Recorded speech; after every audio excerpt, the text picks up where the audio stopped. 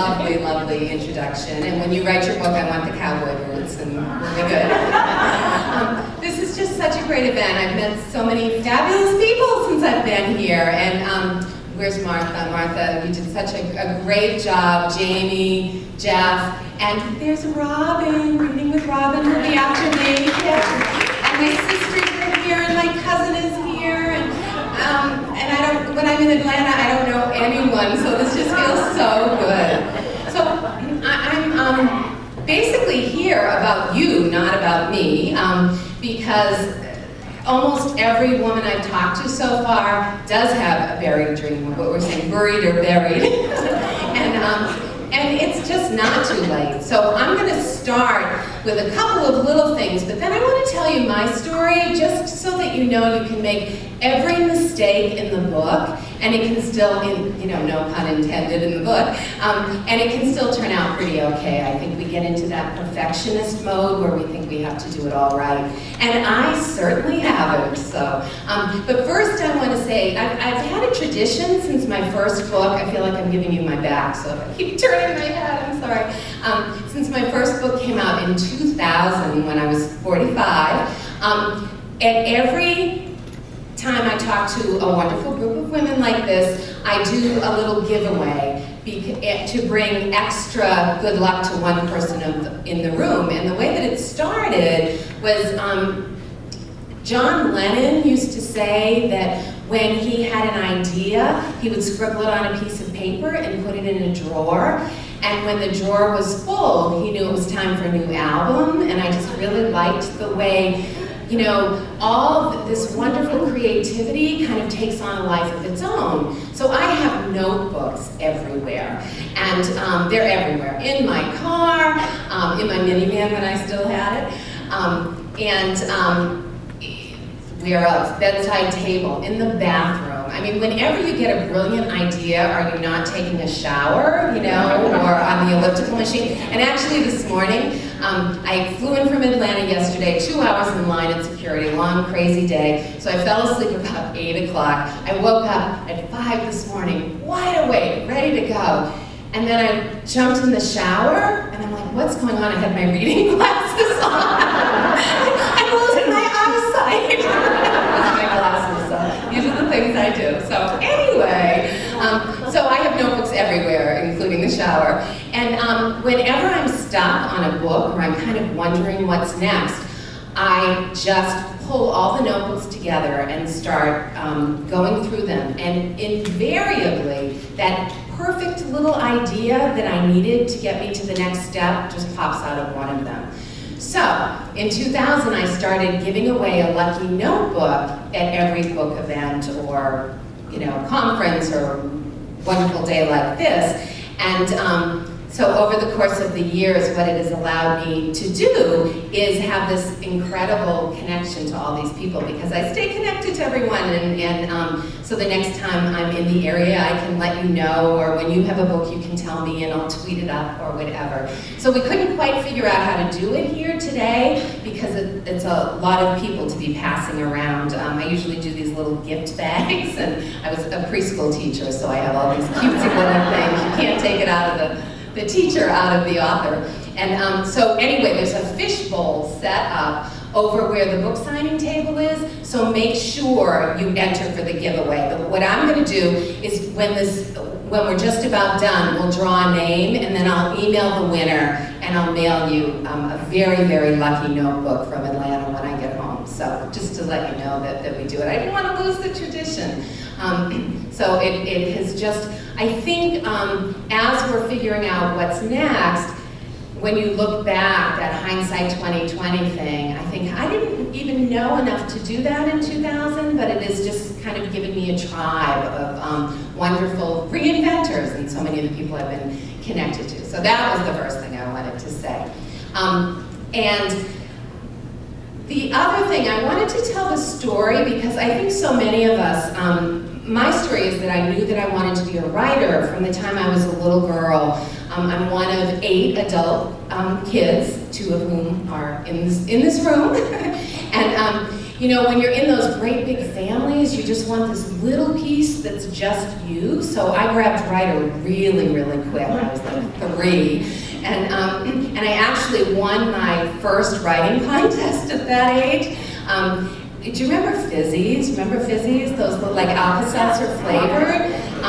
My mother entered me to win a Fizzies contest when I was 3. I think I was the only entry in the 3 and under category because Cutie Fizz won our family a 6-month supply of Fizzies. And I mean, I was in for life. And these little plastic cups with removable handles, those were the coolest thing ever. So that was it. I was going to be a writer. At 6, I had my first story in the Little People's page in the Sunday paper. Remember when we had that? And it was about Hot Dog, our family dachshund, and we really had a beagle at the time. So I was making things up already. I think we are who we are. I mean, as a journalist, I would be in jail by now.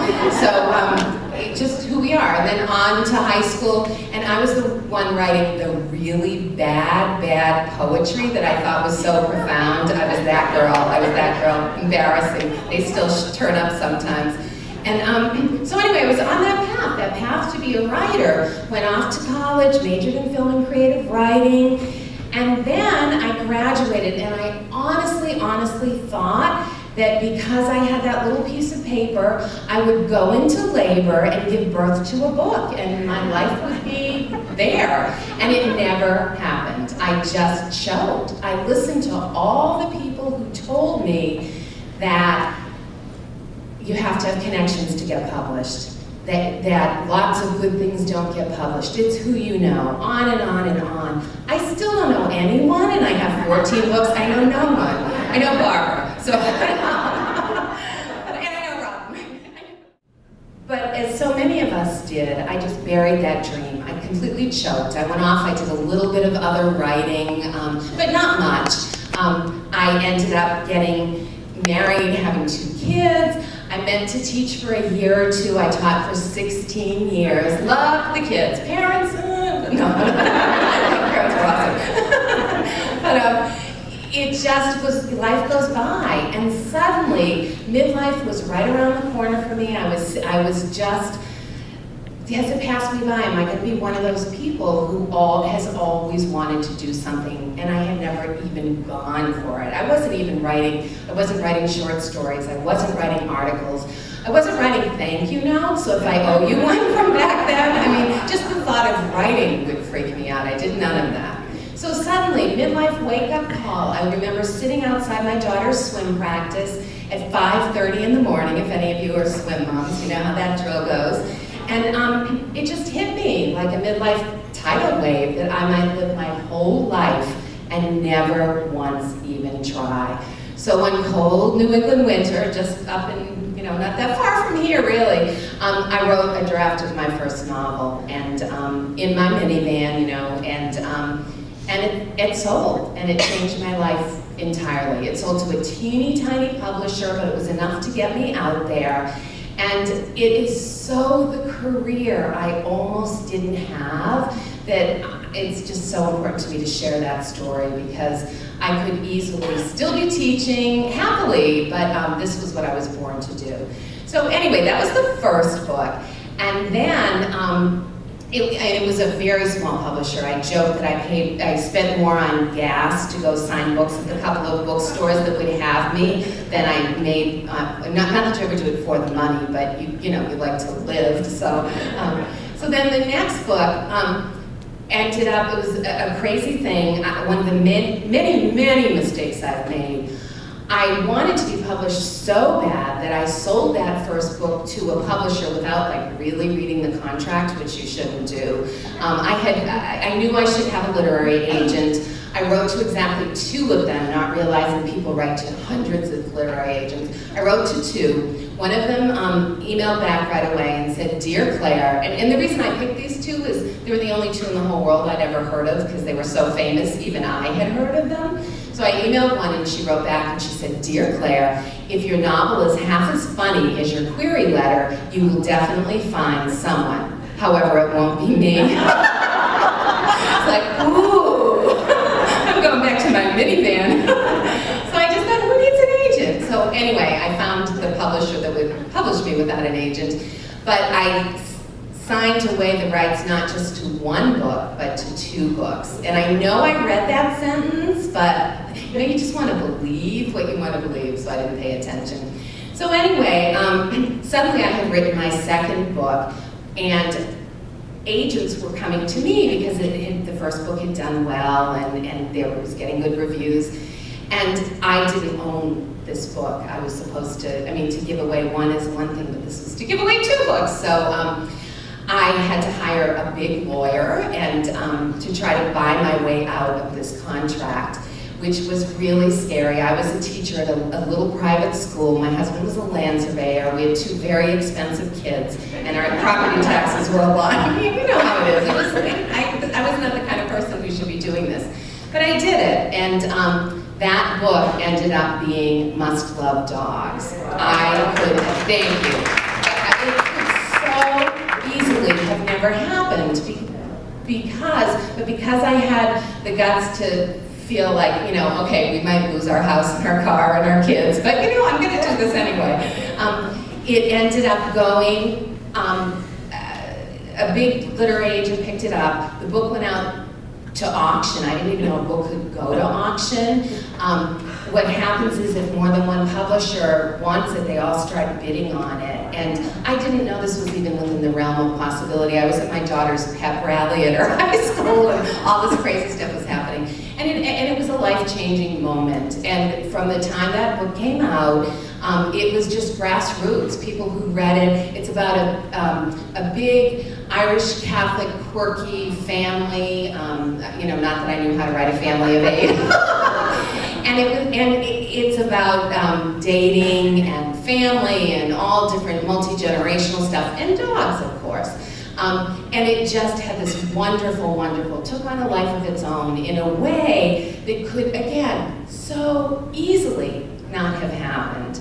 And then, as if that wasn't enough of a wonderful thing to happen, at this point, what am I up to, maybe 45, I think, 47, whatever.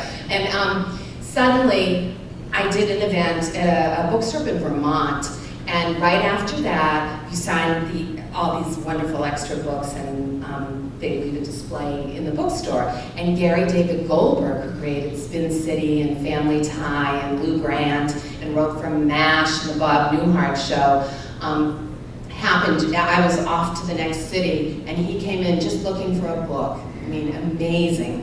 And he saw Must Love Dogs, a big pile of books, and his 5 dogs were waiting for him in the car, and turned it over and saw it was about a big dysfunctional family, and I don't know what he thought there, but we all have them, so big or small. And he brought it home just to read it, and he said he sat down in his chair, poured his favorite chair, poured a glass of wine, and didn't get up again until he finished it. I assume he meant the book, but it could have been the wine. And that was it. The next day he called my literary agent in New York and wanted to make it into a movie. And it never had crossed my mind, not within the realm of my reality. And so many incredible things. So my first book came out when I was 45. I walked the red carpet at the Hollywood premiere of Must Love Dogs the year I turned 50, which, thank you. Honestly, I wish you could have all come with me because it was really fun. It's just, and the guy, I think Michael Sidoni, I think is the name, he is the man who covers Hollywood premieres for AP, so it went out to hundreds and hundreds of newspapers. He said in all his 25 years of covering Hollywood premieres, he's never seen an author have as much fun as Claire. I had a blast. Every little bit of it, from the stretched limo to hanging out with all the actors to how cute is John Cusack? Real cute. So it was so much fun. My son was a senior in high school, my daughter a senior in college. They flew them out for the premiere. I did 35 interviews on the red carpet. It was hilarious. I was on Access Hollywood and Extra, and just going, hi guys, this is so fun. Are you really the paparazzi? You're so much nicer than everything.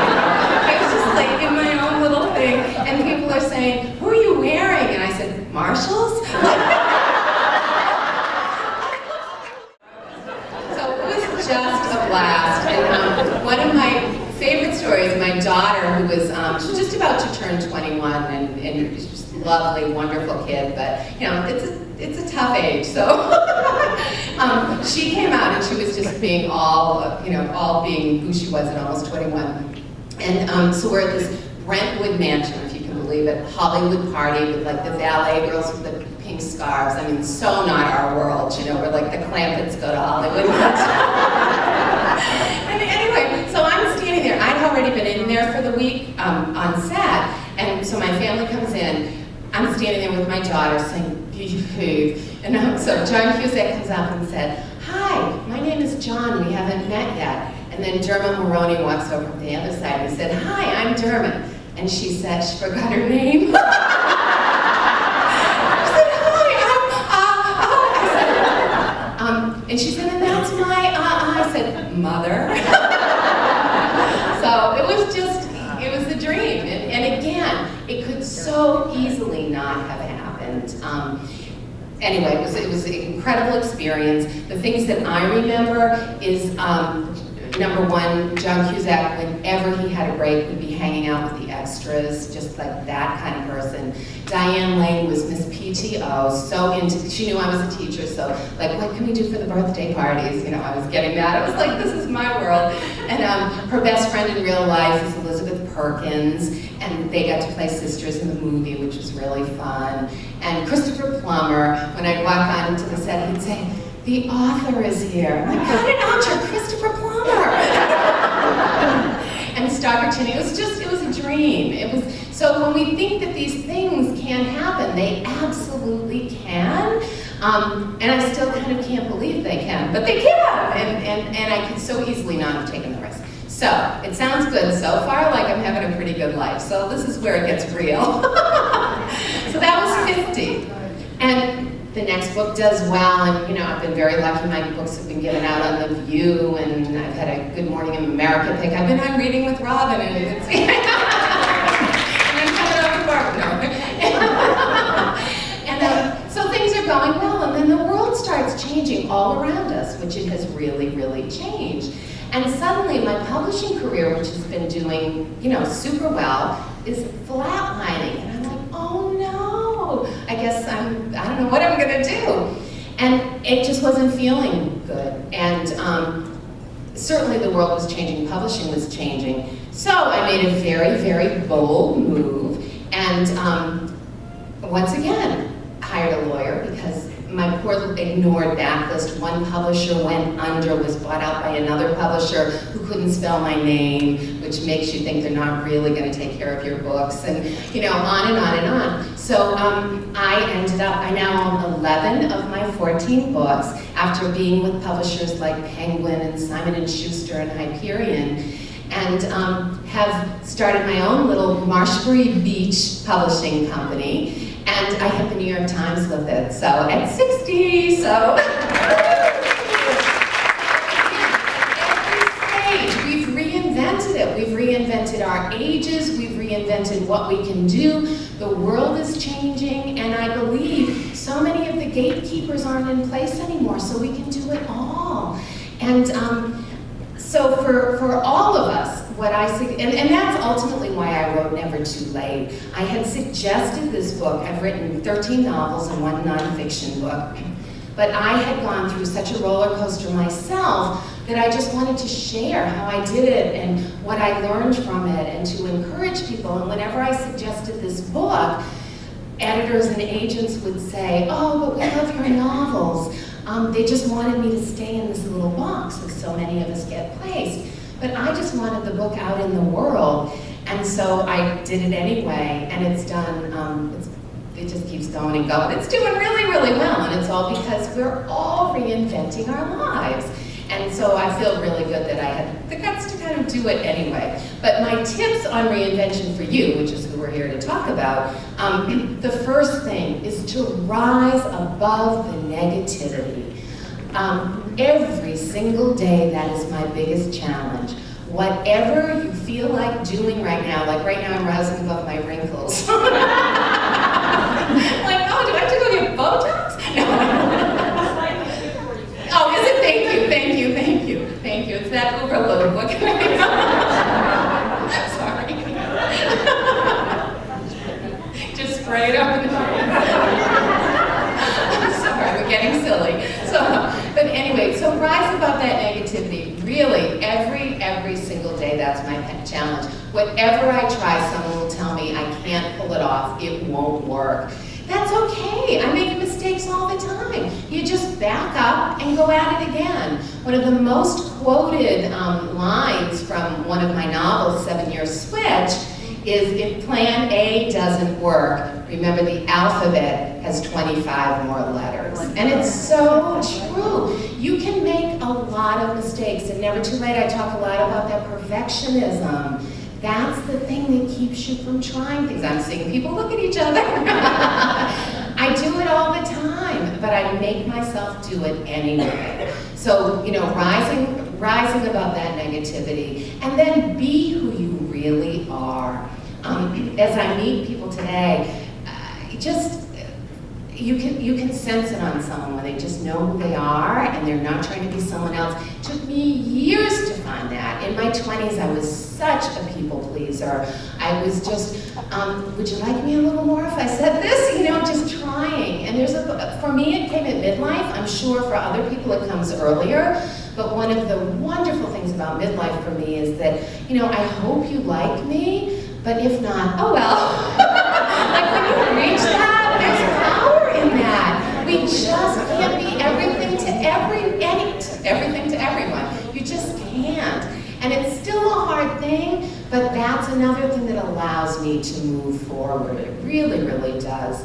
And I also try to remember that to just put my own little spin on everything. I think of it as confounding expectations. If everyone's doing it this way, that doesn't mean you can't do it too. Just put a special little tweak that's just you there.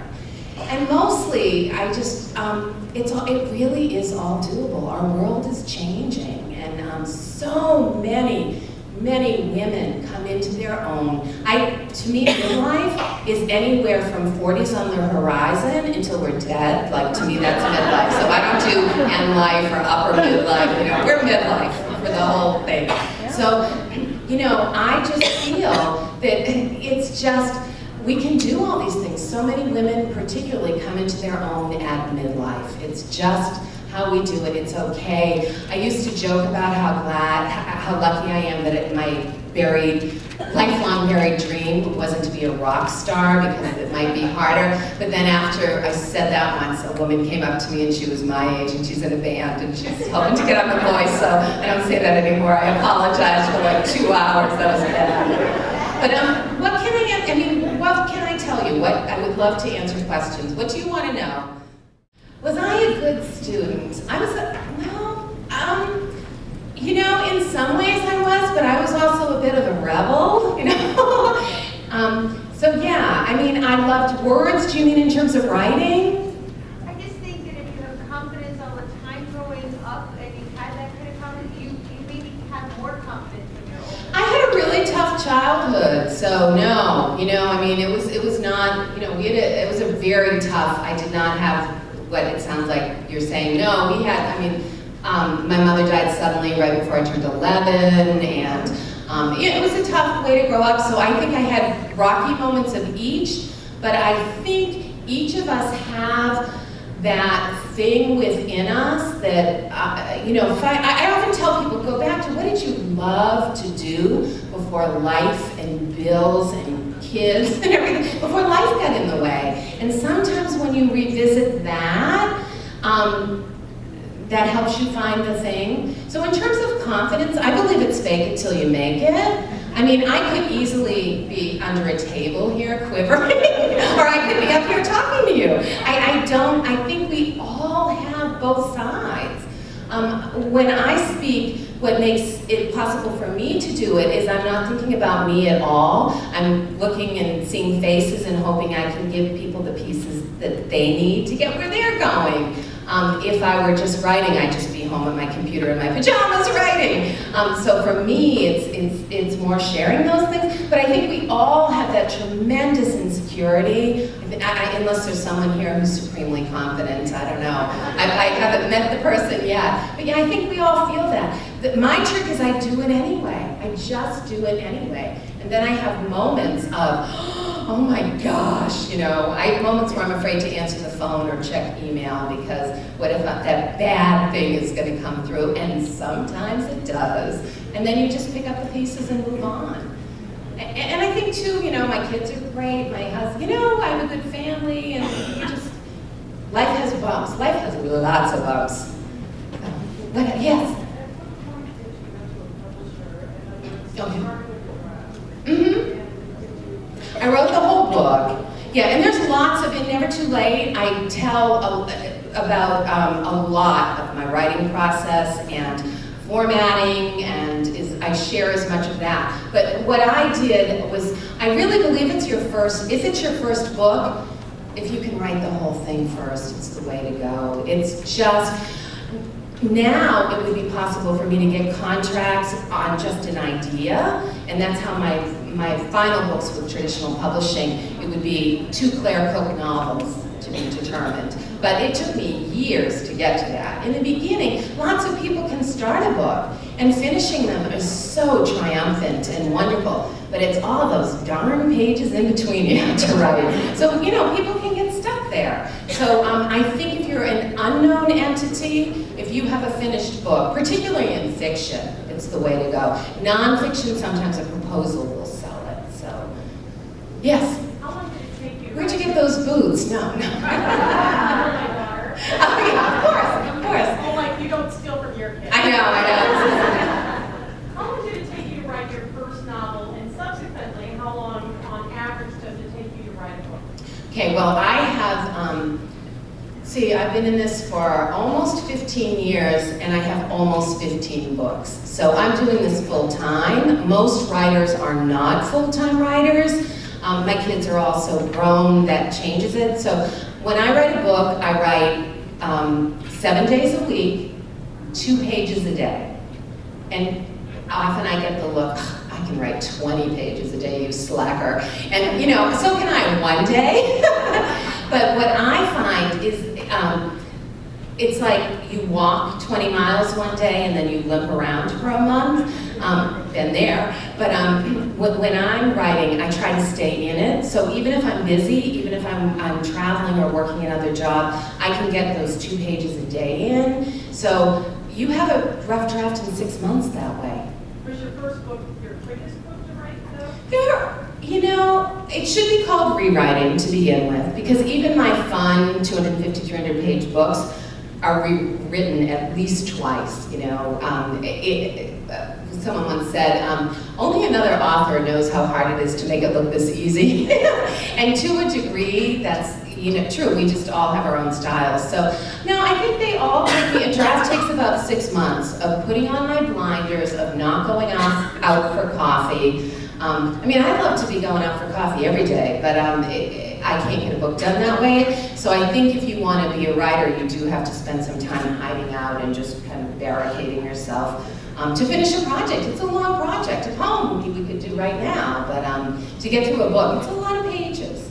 So yeah, I don't think, with a big job, it's hard. I feel very lucky. I have a lot of journalist friends who are writing all day for a living, and then they're trying to write a book on the side. It's hard to do. For me, it actually became more painful, less painful to write the book than it was to keep procrastinating. I've been procrastinating for decades. At least 2 decades, 3 decades, I don't know. And lots of decades. So for me, actually writing it was like, And honestly, if it hadn't sold, I would have learned so much about myself. It's great when it works out, don't get me wrong. But even if it doesn't, it's just the most bibliotherapy, I think of it as being. You just get so much out of the process, and you learn. And sometimes you say, oh, this isn't my thing, but this is, and it led me to it. So I think that could happen too. What else? Yes? I do rewrite. the question is, did I do the rewriting on my own or did I get input from my friends? In the beginning, that's the challenge. I had a team of agents and editors eventually. But in the beginning, you kind of cobble it together and you ask friends. I don't think another writer is necessarily a good reader. I don't do it for people anymore. I think, who is your friend who always has their nose in a book? That's the reader.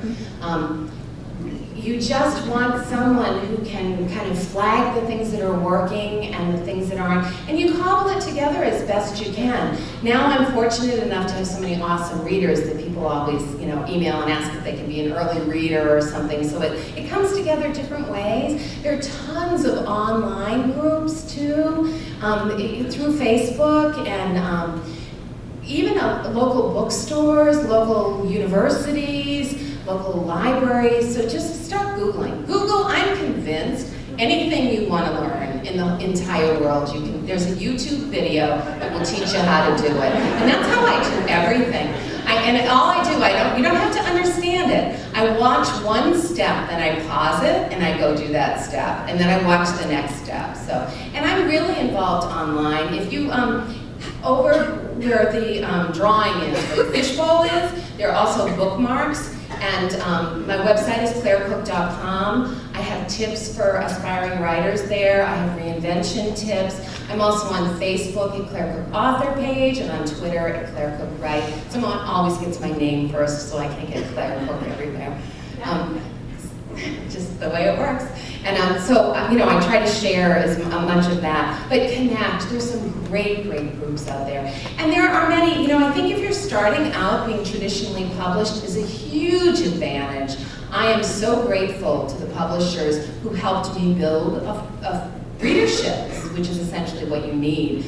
But it used to be, if that didn't happen, you had to give up that dream, and those days are gone, because now there's partner publishing. There are companies like She Writes is the one that I think of offhand, that it's more of a team partnership.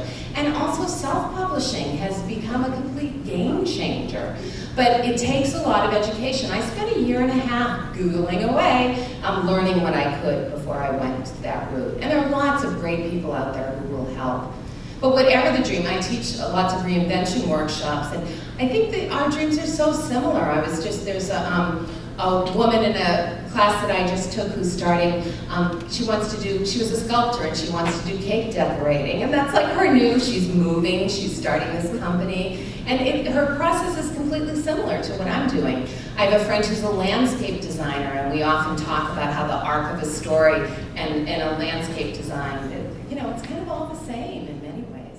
So yes, Can everyone hear that? An author who put a book up on Amazon and then it picked up a following. This is happening all the time. I know people who are blogging books. Like, that's one thing if you want to do a little, get started. Start a blog. And literary agents are coming to the bloggers and making offers. Amazon has several imprints right now, and they're watching people. Yeah, wherever you are, for me right now, it's not a place, I'm kind of loving doing my own thing, it's really fun, but those are fabulous ways to go. But I think the important thing is to focus on the writing. If that's what you love doing, get the writing done.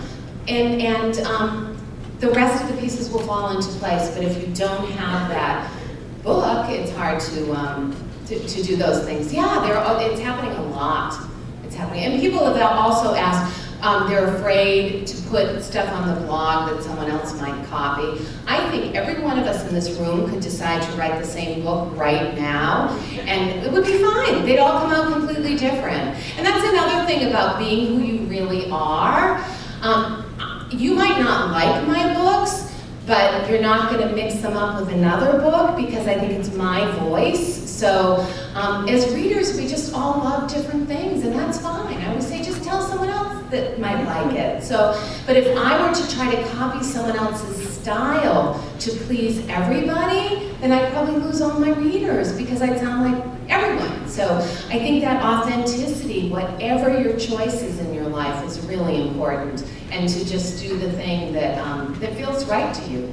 But I used to feel that I needed to warn people about how hard it is to break into publishing. But I've just seen so many people, like your story was wonderful. You did what you wanted to do. You put the book up and those 6 people are loving it. That's great. I mean, I think that's fabulous. And I know people who've done memoir cookbooks because they just didn't want the recipes to go out of the family. How wonderful is that? So, you know, I just think in terms of judging that, I love that the world is offering us all so many opportunities now. I think it's really terrific. So, but yes. Oh, sorry. No, that's, yeah, that's you. I was just wondering, when you started out doing this, and you were teaching and all of that, and It was brutal. into it, Yeah. and like how, without letting life get in the way, and tiredness and all of that, and you have this dream. Good question. Yeah. Do you have like recommendations? Yeah, I think for me, when I wrote my first book, okay, I was teaching at one school, consulting for 2 others. I had a daughter who was swimming 6 days a week and a son who was doing soccer and karate. It was insane. It was the busiest I've ever been in my life. But you can, and I don't think I could have done a whole career that way, but the only time I had in the morning, the time, 5:30 in the morning, she swam from 5:30 to 6:45. That's when I wrote the book, in my minivan. So, can you do a whole career like that? No. But when you're ready, you don't need the time to get it done. When you're ready, I hear a lot of people say they're gonna wait until they retire, until they can take a sabbatical, or I, in a way, think it's harder that way. I did not have time to write a book, which meant I didn't have time to stress out about it all day. Sometimes I've had friends who've taken the time and you're looking at that computer all day long and you've got 3 words written. That's painful. So it is really hard. But the other side of that, when my kids were younger, I didn't do it because I don't think I couldn't think in chapters, you know? I could only think in like, what's on tomorrow's list, you know? So we have to, if we're lucky, life is long, you know? And I don't look back and regret at all. I think I'm a much braver author now because I waited. I appreciate every single day that I'm doing what I'm doing. I'm really grateful. So if it works for you, for me, again, it was an almost painful thing. I can't keep feeling like this. I have this stomach ache and be worried about it all the time.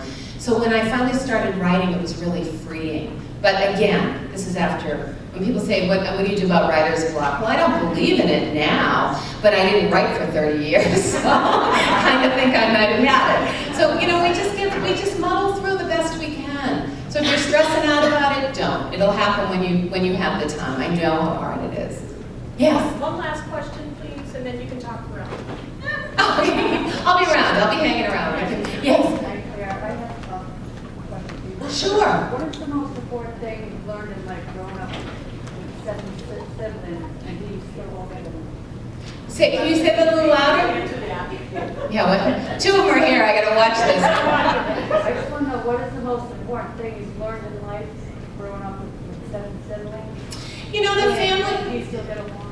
Yeah, well, you know, when you have 8, you can faction off a couple different ways. So, you know, sometimes no, it's awesome. I think what you learn is that family's the most important thing, you know, and if you're not lucky enough to have that, then you make your own family with your friends. So I think I learned that life can be tough, that life is a roller coaster. But I have to say, all 7 brothers and sisters, we are absolutely there for each other and love each other. So that's a good thing. So yeah, you know, I said it to I have 2 kids, and I say, you know what? You can't be fighting with half your family. You have to get along. You know, I mean, life is real, right? But I'm going to be hanging around. So, and you can find me on Facebook or whatever. Ask me anything. So, and good luck to all of you.